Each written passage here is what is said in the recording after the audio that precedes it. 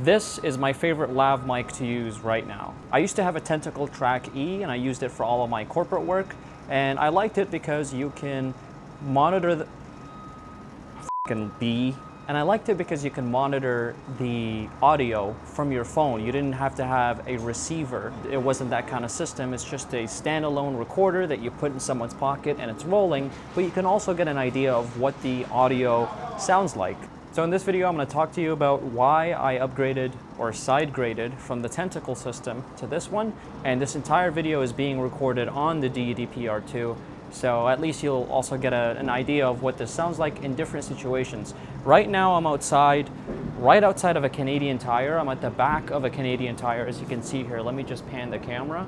And there's a bunch of like AC units and cars driving by, and I just wanted to see what this would sound like in an environment where there's a lot of sound pollution. I'm going to talk about the reasons why I got this mic, but there's also a section in the video that I'm reserving for the things that I do not like about this mic. Okay, the obvious one is 32-bit float.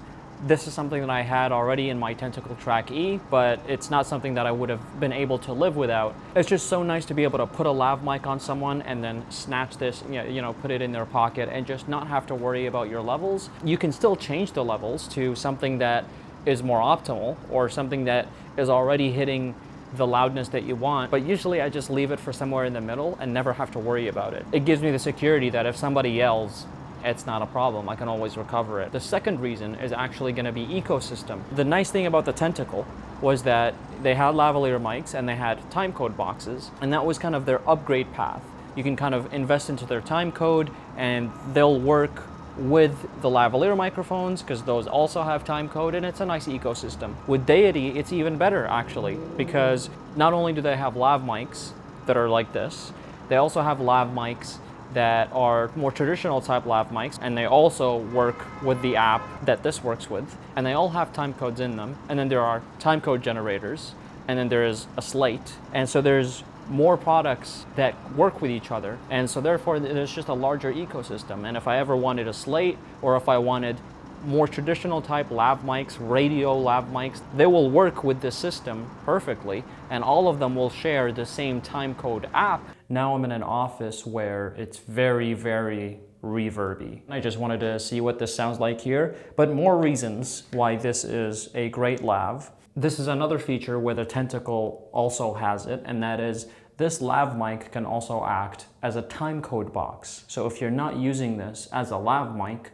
you can always just mount it to your camera, and you can now use that as a timecode box. Another thing I like about these Deity mics more is that they're actually a lot less expensive, and if you're buying 2, 3, or 4 of them, the cost difference can add up pretty quick, and you're getting the exact same package, if not more. And if you're just buying one unit, it might not be a big issue. It's just a $120 difference or whatever. But if you're buying 2, 3, 4 of them, that could save you a good like $400 or $500. But also, I feel like the lav mic that comes with this system is a better lavalier microphone. It's smaller and thinner, which makes it a lot easier to tape it onto the Rycoat stickies, which you can use to hide the mic underneath someone's shirt. It also just feels more nimble in the hand, and in terms of quality, I feel like it sounds better straight out of the camera than the Tentacle one. With the Tentacle one, I felt like it had a lot of bass, but it didn't have a lot of the high ends in the audio, and so I had to go to Premiere, and through the parametric equalizer, I would go into the loudness maximizer section, and I would have to increase a lot of the high points in the audio so that my voice starts to sound natural and how it does sound in real life.